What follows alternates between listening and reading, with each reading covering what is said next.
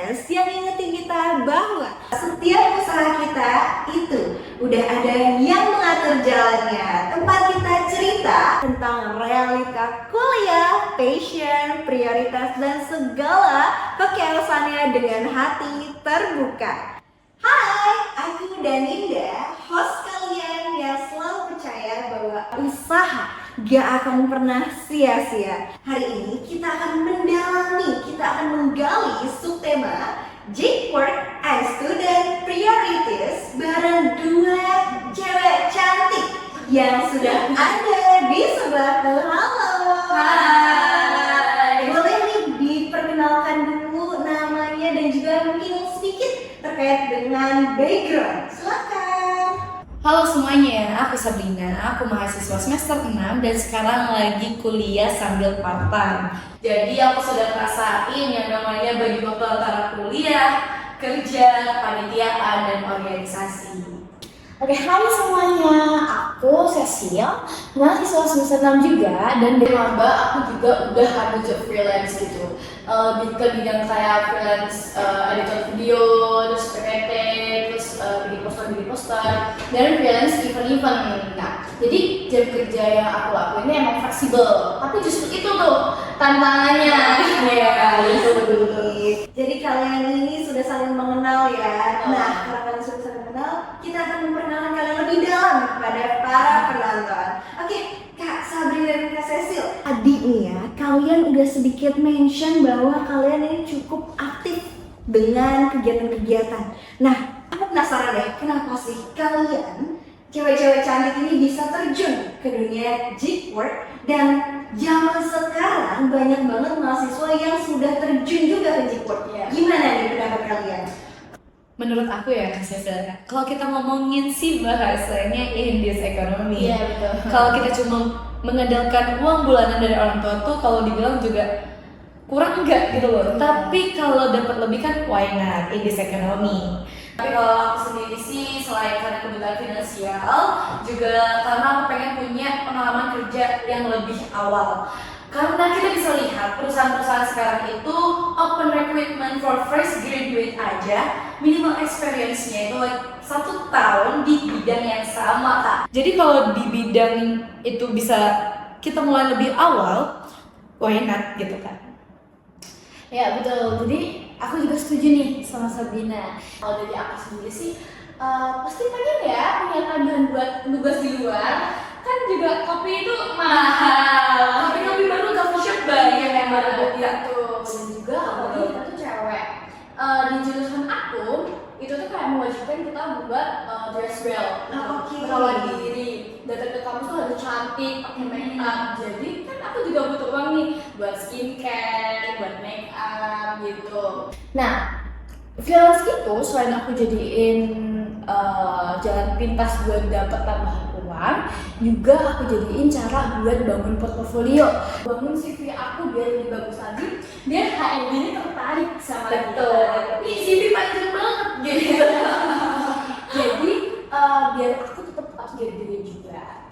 Wah, ini sangat amat relate ya. Terkait juga dengan balancing dan time management. Gimana sih cara kalian untuk mengatur waktu antara kuliah, kerja, dan mungkin kegiatan-kegiatan lain di luar sana? Jujur nih Kak, nggak gampang gitu. Kalau aku sih lebih sering ngorbanin waktu istirahat. Tapi aku biasanya bikin prioritas harian nih. Jadi kayak schedule di mana minggu depan tuh aku harus ngapain, dan di hari apa aja aku kosong, di hari apa aja aku bisa olahraga, bisa istirahat dengan baik, seperti itu. Oke, kalau Kak Cecil? Nah, kalau aku time manajemennya harus disiplin ya. Jadi everyday aku tuh selalu update gitu, reminder di HP aku gitu. Hari ini jadwalnya apa, besok ngapain, terus tugasnya gimana, ada rapat kapan-kapan gitu. Jadi biar terstruktur gitu. Dan karena freelance, tantangannya justru di disiplin diri sih. Jadi kan kita suka tergiur ya. Iya. Kalau TikTok dulu deh, main sosmed. Gak ngerasa sejam tuh. Iya. Apalagi kita Gen Z. Betul. Jadi sambil kerja itu sebenarnya itu aku juga sambil melatih pertahanan nafsu juga nih. Wow, jadi memang kuncinya itu ada di penentuan skala prioritas dan juga disiplin dan pastinya konsistensi. Betul. Selain kerja, tadi Kak Sabrina dan juga Kak Cecil tuh udah menyebutkan bahwa sering terlibat dalam organisasi dan juga panitiaan, yang mana pasti kita ketahui semuanya bahwa ada yang paid, ada juga yang unpaid. Nah, menurut kalian worth it gak sih untuk di zaman sekarang itu mengikuti kepanitiaan atau organisasi baik itu paid ataupun unpaid? Worth it banget sih Kak. Jadi kalau aku sih ya ikut kepanitiaan itu selalu jangan mandang paid atau enggaknya. Jadi kalau aku tuh lebih ke pandang event itu event apa gitu loh. Sebergengsi apa event itu. Karena semakin besar event tersebut, semakin banyak feedback yang kita dapat, baik itu relasi, insight-insight lain, kenalan baru, dan pengetahuan-pengetahuan yang sebelumnya kita nggak tahu gitu loh. Jadi kalau aku sih paid event itu bonus bagi aku. Oke, keren banget nih. Kalau Kak Cecil gimana? Betul tuh yang dibilang sama Sabrina. Jadi pengalaman itu dan koneksi itu tuh menurut kita ya itu rezeki banget, rezeki yang berharga buat kita semua gitu. Gak cuma itu, paid atau unpaid itu pastinya skill leadership kita juga bakal naik gitu. Bikin portofolio kita bagus, CV kita juga ada pengalamannya. Jadi pengalaman koneksi itu tuh bagus. Pengalaman koneksi itu tuh bagus buat life after graduate nanti. Siapa tahu nih rezeki pekerjaan itu dapatnya dari mereka yang kita temui di kepanitiaan. Tiba-tiba Kak Dalinda Bisa jadi ya. Tiba-tiba ternyata dosen apa gitu kan, kita nggak tahu rezeki. Kita gak pernah tahu. Betul. We never know. Betul. Kadang hal-hal yang sebenarnya kita dapatkan yang tidak berbentuk fisik itu sebenarnya nggak terasa tapi dapat gitu loh kalau kita sadarin ya. Tapi memang sulit menyadari kalau misalnya ada beberapa hal-hal yang seperti itu sih. Jadi ini bisa dibilang semacam investasi jangka panjang ya. Nah, tapi pastinya juga banyak dong tantangan-tantangan yang kalian hadapi. Tantangannya tuh kalau dari aku sendiri tuh lebih ke overthinking ya. Jadi kayak dengan kerja, kuliah, terus masih kepanitiaan, organisasi, kira-kira bisa nggak ya ngebalancein itu semua gitu, kira-kira maksimal nggak atau emang ya biasa-biasa aja gitu. Nah terus aku juga burn out, aku sering banget burn out, kayak capek banget, lagi nggak mood gitu. Dan tantangannya adalah skill multitasking itu beneran diuji Kak Dalinda di situ. Tapi aku lega banget, jadi semester 5 kemarin ternyata hasil dari itu semua itu benar-benar membuktikan bahwa ternyata aku bisa loh balance di semuanya, di akademik, organisasi, nggak akademik, bahkan aku bisa sambil magang dan ambil job freelance kayak gitu. Tapi emang karena mungkin PR-nya adalah freelance aku ini lebih ke editing ya. Jadi kalau burn out, aduh udah gak bisa ngerjain nih gitu. Apalagi kalau deadline-nya kayak permintaannya ada 4 video dalam satu deadline di hari yang sama, aduh itu pasti kacau banget. Karena aku pernah sampai nggak tidur 2 hari cuma buat ngedit gitu. Kalau Kak sendiri gimana nih? Kalau aku tuh pastinya nggak dikit juga, pasti banyak banget tantangan yang kita lewatin, baik itu di organisasi, kepanitiaan dan di kerja. Yang paling kerasa sih efek dari hal-hal yang semua kita lakuin itu adalah kurang tidur dan capek pikiran karena overthinking, burnout dan lain-lain ya. Apalagi kayak challenge-nya juga tuh dimana lingkungan itu sebenarnya nggak cocok sama kita.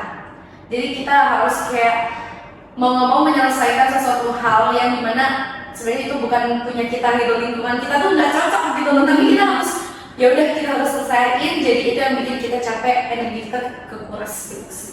Wah, relate banget sih ya. Kadang kita tuh pengen semua hal-hal atau mungkin rencana yang udah kita rencanain itu berjalan dengan sempurna.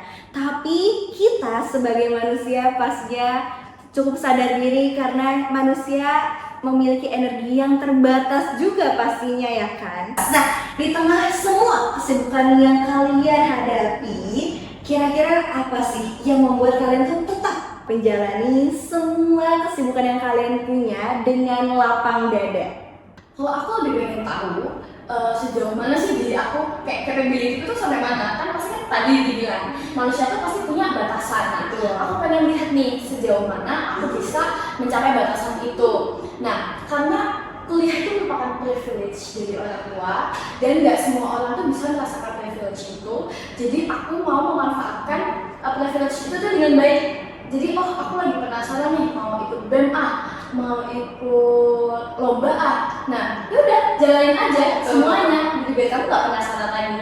Tapi jangan ikut panitia biar FOMO. Iya. Takutnya nanti kalau menyusahin orang lain. Sebenarnya FOMO boleh, tapi jangan sampai meninggalkan tanggung jawab sih. Oke. Kalau aku sih ya, I'm gonna lie, but I start it all because I have a dream and I have a hope that I have a better life in the future. And aku juga pengen bekerja di luar negeri. Tapi kan lingkungan di luar negeri sama Indonesia kan pasti berbeda ya guys. Yeah. That's why aku ikut kepanitiaan, organisasi, kerja yang lingkungannya itu sangat berbeda, orang-orangnya juga sangat berbeda, agar aku bisa beradaptasi dengan berbagai macam lingkungan tersebut, baik itu lingkungan kerjaan dan sifat-sifat orang lainnya.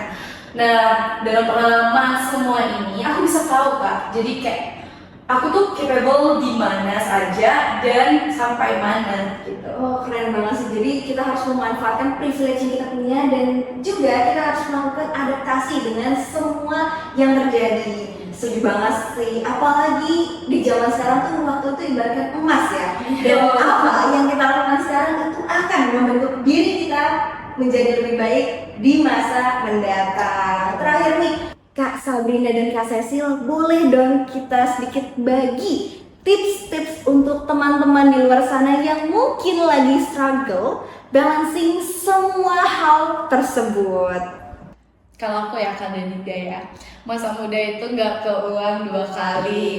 Mulailah mumpung masih muda, tapi bukan untuk pernikahan muda ya, karena pernikahan itu bukan hal yang untuk dicoba-coba.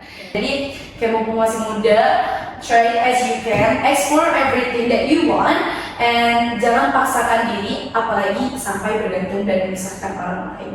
Nah, jadi mumpung dapat privilege juga, masih muda juga, itu coba semua hal yang kalian pengen gitu. Tapi pastikan kalau time management kalian juga baik gitu loh. Betul. Jadi dicoba dulu dari awal nih. Oh, aku ikut ini, oke nggak ya? Aku bikin time management. Kalau ternyata emang nggak bisa nih buat time management sebanyak itu, oke bisa dikurangi. Dan teman-teman semua tuh harus aware sama diri Sendiri, betul. Ya, kalau capek istirahat, nanti bisa dilanjut lagi gitu. Dan jangan buang waktu kalian untuk hal-hal yang nggak bikin kalian upgrade diri. Benar. Apalagi kita anak kuliahan kan. Betul. Jadi pintar-pintar untuk cari teman yang bisa diajak upgrade diri di lingkungan positif. Positif tentunya ya. Tentunya kayak kalau misalnya seperti tadi ya, kita punya circle tuh banyak, Nggak masalah gitu loh. Asalkan circle kalian tuh membuat kalian tuh menjadi lebih baik, lebih positif. Betul. Oke, keren banget sih. Dan ini harus pasti juga untuk kita memilih teman untuk diajak berkembang ya. Keren banget sih. Mungkin dari aku bisa ada yang aku garis bawahi dari hasil diskusi kita pada hari ini, keren banget, yaitu adalah prioritize what truly matters and don't forget to rest. Karena balik lagi kita harus beristirahat. Dan dari diskusi seru kita tadi, intinya menjadi mahasiswa di zaman gig economy memang banyak sekali rintangannya, tapi sekaligus sangat berlimpah kesempatannya. Yang mana rahasianya ada di 3 ini: manajemen waktu, pemilihan prioritas, dan juga fleksibilitas adaptasi. Terima kasih banyak buat Kak Sabrina dan Kak Cecil atas sharing-sharing inspiratifnya hari ini. Dan buat kalian yang lagi sibuk, bisa banget nih untuk tetap semangat dan tetap berjuang. Sampai jumpa di episode berikutnya.